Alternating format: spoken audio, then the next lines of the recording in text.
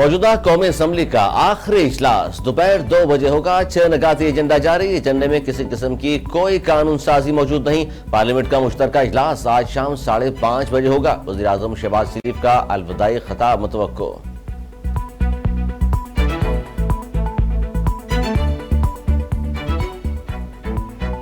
हुकूमत की तहलील का दिन आ गया। वज़ीर आज़म शहबाज शरीफ आज सदर को समरी भेजेंगे। निगरान हुकूमत की कमान कौन संभालेगा? इत्तेहादियों ने सर जोड़ लिए। हफीज शेख, शाहिद खाकान अब्बासी, जस्टिस डायड मकबूल बाकर या कोई और? निगरान वज़ीर आज़म के लिए नाम का ऐलान आज ही मुतवक्को।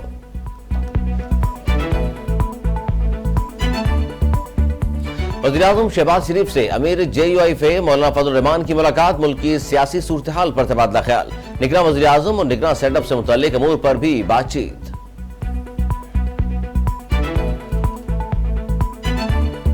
बलोचिस्तान के जिला ज़ूब में CTD का एक्शन। 3 हमलावर हलाक। हमलावर की फायरिंग से 2 से TD एहलकार भी जख्मी हुए। CTD तर्जमान के मुताबिक मारे गए हमलावरों का ताल्लुक कलदम तंजीम से है।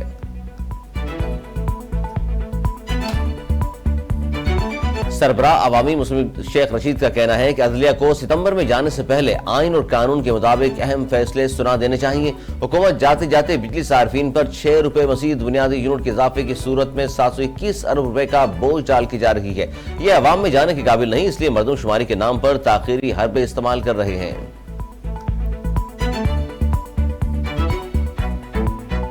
PTI रहनुमा बैरिस्टर मोहम्मद अली सैफ ने इलेक्शन कमीशन का चेयरमैन PTI की नाअहली का फैसला गैर कानूनी करार दे दिया। कहा, सुप्रीम कोर्ट ने 2021 में इलेक्शन कमीशन को ऐसा करने से मना कर दिया था। अदालती फैसले के तहत इलेक्शन कमीशन को अरकान असम्बली को नाअहल करार देने का इख्तियार नहीं।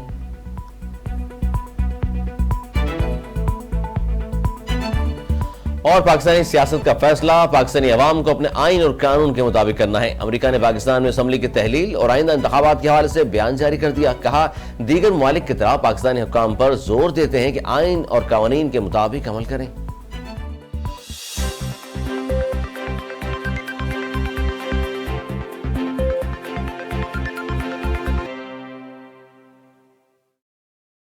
हेडलाइंस आपने मुलाहिजा की। खबरें तफसील के साथ होंगी इस ब्रेक के बाद।